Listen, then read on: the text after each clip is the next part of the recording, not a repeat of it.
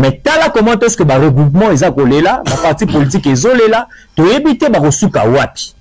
Yango to mituni. Est-ce que ndeko Denis Kadima boko nyonso ba congolais to betelaki dès le départ. Et c'est ngeli to continuer ko beta yango to sengeli na ebité to ko ba Moïse Katumbi ne baza ko senga ba annuler l'élection mais o ezali impossible.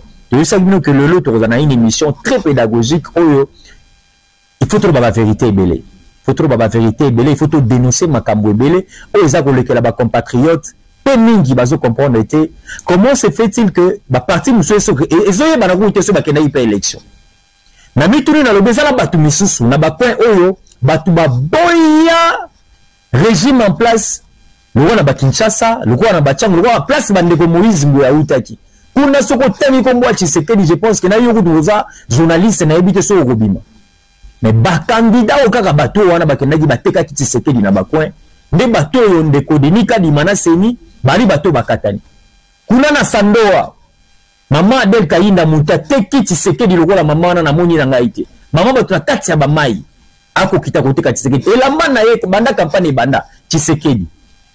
Batu ba voter Tshisekedi ba voter mama wana. Lelo comme maman na katani. Bako misebso candidat Moïse Katumbi. Muta ali très tribal.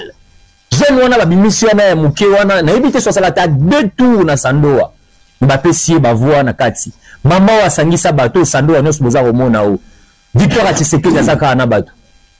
Ba complot nyos politique oyo to sito yebi yango eboye ba ke bozala tellement surpris. Atana mambo etali bureau d'âge. Bomona Adel Kayinda ye wana na kati Assemblée nationale. Tomitoni parti oyo nazaki depuis Sandoa avant na kende na pré-campagne akitaka solaka na bato